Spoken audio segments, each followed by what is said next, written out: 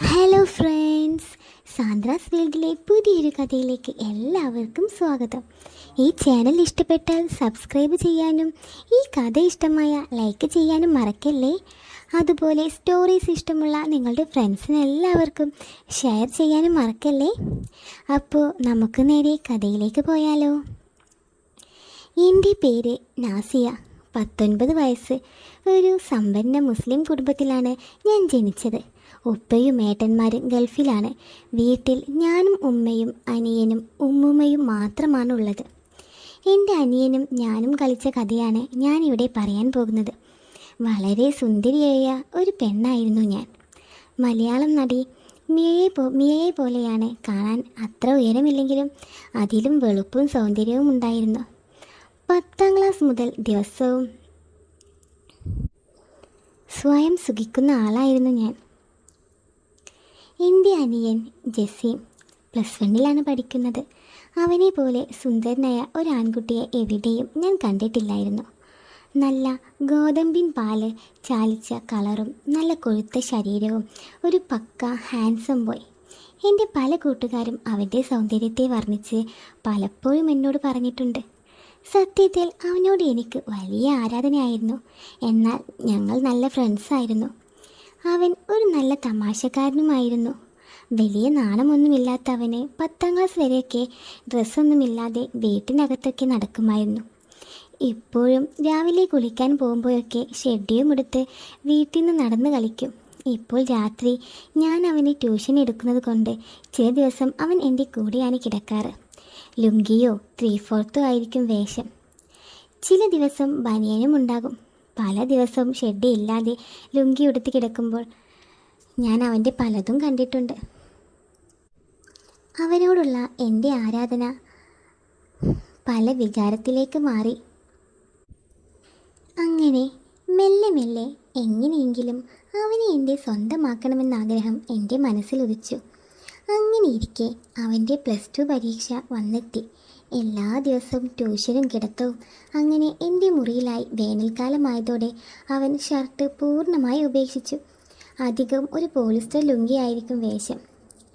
അന്ന് അവൻ്റെ വേഷം ഒരു വെള്ള പൂവുള്ള റോസ് കളർ ലുങ്കിയായിരുന്നു. ലുങ്കിയും മടക്കി കുത്തി അവൻ പഠിക്കാനായി എൻ്റെ റൂമിലെത്തിയപ്പോഴേ എൻ്റെ നോട്ടം അവൻ്റെ ശരീരത്തിലായിരുന്നു. അവൻ്റെ വെളുത്തു തുടിച്ച ശരീരവും എണ്ണമയമുള്ള സ്വർണ്ണ മുഖവും എന്നെ മത്തു പിടിപ്പിച്ചു. ഞങ്ങൾ ഉറങ്ങാൻ കിടന്ന് അർദ്ധരാത്രി ഞാൻ ഇടിയുടെ ശബ്ദം കേട്ടാണ് ഞാൻ ഉറക്കമെഴുന്നേറ്റത്. പുറത്ത് നല്ല വേനൽ മഴ, നല്ല തണുപ്പും.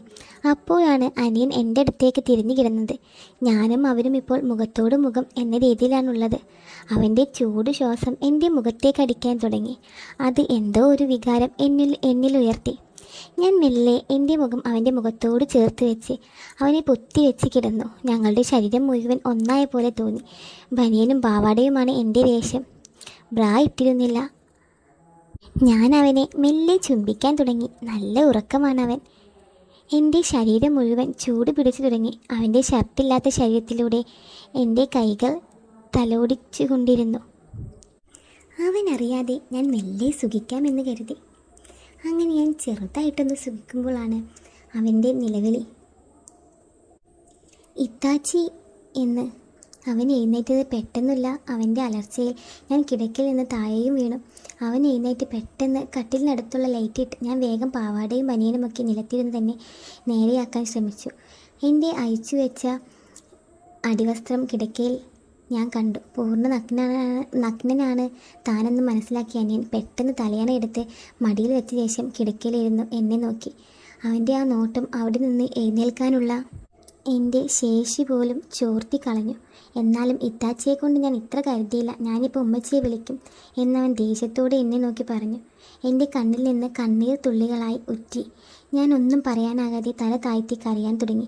അവൻ മെല്ലെ ബെഡിൽ നിന്ന് എഴുന്നേറ്റ് നഗ്നനായി തന്നെ എൻ്റെ അടുത്ത് വന്നു നിന്നു. ഉമ്മയെ വിളിക്കട്ടെ, എല്ലാവരും അറിയട്ടെ ഇത്താച്ചിയുടെ ഈ മുഖം, അവൻ പറഞ്ഞു. ഞാൻ കരഞ്ഞുകൊണ്ട് വേണ്ട മോനെ എന്ന് പറഞ്ഞു. അപ്പോഴേക്കും അവൻ വാതിലിനടുത്തേക്ക് നടന്നു. ഞാൻ വേഗം ഓടിച്ചെന്ന് അവൻ്റെ അടുത്ത് നിന്നു. അവനെ തടയാൻ ശ്രമിച്ചു. ഉമ്മയോട് പറഞ്ഞാൽ എത്തിയെ പിന്നെ മോൻ കാണില്ല എന്ന് പറഞ്ഞുകൊണ്ട് ഞാൻ അവൻ്റെ കാലിൽ വീണ് കരയാൻ തുടങ്ങി. മെല്ലെ അവൻ എൻ്റെ തലയിൽ ചുമലിൽ പിടിച്ചുകൊണ്ട് എന്നോട് ചോദിച്ചു, ഞാൻ അങ്ങനെ ചെയ്യുമെന്ന് ഇത്തച്ചിക്ക് തോന്നുന്നുണ്ടോ? ഞാൻ മെല്ലെ തലയുയർത്തി അവൻ്റെ മുഖത്തേക്ക് നോക്കി. അപ്പോൾ ഞാൻ കാണുന്നത് അവൻ്റെ ചിരിക്കുന്ന മുഖമാണ്. അവൻ മെല്ലെ എന്നെ പിടിച്ചെഴുന്നേൽപ്പിച്ചു. എന്നെ ശരീരത്തോട് ചേർത്ത് നിർത്തി അവൻ എന്നോട് ചോദിച്ചു, ഇത്തച്ചിക്ക് എന്നെ ഇത്ര ഇഷ്ടമാണോ? അവൻ്റെ കണ്ണിലേക്ക് നോക്കാതെ ഞാൻ എന്താ പറയാൻ ശ്രമിച്ചതും അവൻ എന്നെ മുറുകെ കെട്ടിപ്പിടിച്ചുകൊണ്ട് അവൻ പറഞ്ഞു, എൻ്റെ പൊന്നു ഇത്തച്ചി, ഈ ദിവസത്തിന് വേണ്ടിയാണ് ഞാൻ ഇത്രയും കാലം കാത്തിരുന്നത്. ഇദ്ദേഹം മോഹിപ്പിക്കാനാണ് ഇത്രയും കാലം ഞാൻ ഒന്നും ഇടാതെ ലുങ്കിയും എടുത്ത് കൂടെ കിടന്നത്. ഇത്രയും പറഞ്ഞ് അവൻ എൻ്റെ കഴുത്തിൽ കൈവച്ചു. ജാസി മോൻ, എന്നെ ഇത്രയ്ക്ക് ഇഷ്ടമായിരുന്നോ എന്ന് ഞാൻ ചോദിച്ചു. ഇത്തച്ചിയാണ് കഴിഞ്ഞ കുറേ മാസങ്ങളായി എൻ്റെ സ്വപ്നദേവത. അതുമാത്രമല്ല, ഇതുപോലെ ഇത്തച്ചി കിടന്നുറങ്ങുമ്പോൾ ഞാനും ഒന്നും അറിയാതെ പലതും ഇത്തച്ചി ചെയ്തിട്ടുണ്ട്. പക്ഷേ ഇത്തച്ചി നല്ല ഉറക്കത്തിലാവും. അതുകൊണ്ട് ഇത്ത ഒന്നും അറിയത്തില്ല. അപ്പോൾ ഇത്ത എൻ്റെ മുഖത്തേക്ക് നോക്കി ചിരിച്ചു. എടാ കള്ള, എന്നിട്ടാണോ എന്നെ പേടിപ്പിച്ചേ? അത് ഞാൻ ഇത്ത എന്നോട് എന്താ പറയാൻ നോക്കാൻ വേണ്ടിയല്ലേ. ഇത്ത പേടിച്ചു പോയോ? എൻ്റെ പൊന്നുത്തയെ ഞാൻ ഉമ്മച്ചിയോട് പറഞ്ഞു കൊടുക്കൂ. പിന്നെ എനിക്ക് ആരോ ഉണ്ടാവുക?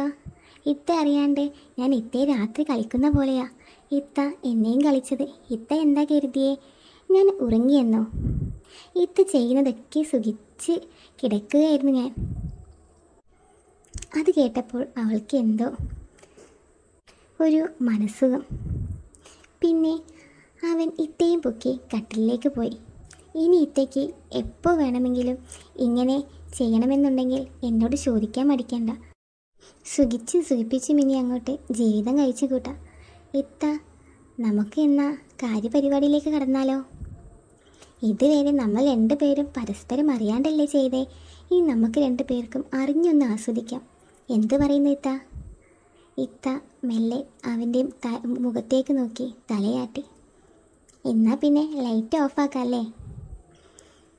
ആ, നീ ഓഫാക്ക് എന്നും പറഞ്ഞ് ലൈറ്റ് ഓഫാക്കി. പിന്നെ അവരുടെ സ്വകാര്യ നിമിഷങ്ങളായിരുന്നു. അങ്ങനെ ഞങ്ങളൊരു കളിയൊക്കെ പാസ്സാക്കിയ ശേഷം ഞങ്ങൾ രണ്ടുപേരും ഒരുമിച്ച് കുളിച്ചു. എന്നിട്ട് പുറത്തേക്ക് വന്നു. അപ്പോൾ നല്ല മഴയായിരുന്നു. അവൻ എന്നോട് ചോദിച്ചു, ചേച്ചി മഴയത്ത് കളിക്കാൻ ഇഷ്ടമാണോ? പുറത്തു പോയാൽ ഉമ്മ അറിയുമെന്ന് ഞാൻ പറഞ്ഞു. അവൻ പറഞ്ഞു, ഉമ്മ താഴെ നിലയിലല്ലേ, നമുക്ക് ടെറസിൽ വെച്ച് കളിക്കാം എന്ന്. ആദ്യം മടിച്ചെങ്കിലും അതിലെ രഹസ്യം മനസ്സിലാക്കി ഞാൻ സമ്മതിച്ചു. അവനോടൊപ്പം ചേർന്ന് നടന്ന് ഞങ്ങൾ ടെറസിലേക്ക് പോയി. ഇവിടെയും ഒരു കളി പാസ്സാക്കി. എന്നിട്ട് അവൻ പറഞ്ഞു, ഇത്ത ഇനി എൻ്റേതാണ്. ഇത്തയെ ഞാൻ ആർക്കും വിട്ടുകൊടുക്കില്ല. ഇത്തയെ ഞാൻ കല്യാണം കഴിക്കും. അവൻ കണ്ണിൽ ഉമ്മ വെച്ചുകൊണ്ട് പറഞ്ഞു, ഇല്ല മോനെ, നീ ചെറിയ കുട്ടിയാണ്. നമ്മൾ എങ്ങനെ കല്യാണം കഴിക്കും? നീ എൻ്റെ അനിയനല്ലേ? ഞാൻ ചോദിച്ചു. ഞാൻ വലുതായിട്ട് നാട് വിടാം. ദൂരെ എവിടെയെങ്കിലും പോയി നമ്മുടെ മക്കളുടെ ഉപ്പയും ഉമ്മയുമായി ജീവിക്കാം. അവൻ്റെ നിഷ്കളങ്കമായ വാക്കിന് മുന്നിൽ ഞാൻ സമ്മതിച്ചു. എന്നാലുമില്ല, നമുക്കങ്ങനെ ജീവിക്കാം. എന്നാൽ അങ്ങനെ ആയിക്കോട്ടെ എന്നും പറഞ്ഞ് ഞങ്ങൾ ടെറസിൽ അങ്ങനെ നഗ്നരായി കുറച്ചു നേരം കിടന്നു. പിന്നെ ഈ കളി മിക്ക ദിവസവും തുടർന്നു. അപ്പോൾ ഇന്നത്തെ കഥ ഇത്രയേ ഉള്ളൂ. ഈ കഥ ഇഷ്ടമായാൽ ലൈക്ക് ചെയ്യാനും ഈ ചാനൽ ഇഷ്ടപ്പെട്ടാൽ സബ്സ്ക്രൈബ് ചെയ്യാനും മറക്കല്ലേ. പുതിയൊരു കഥയുമായി വീണ്ടും കാണാം. Okay, by.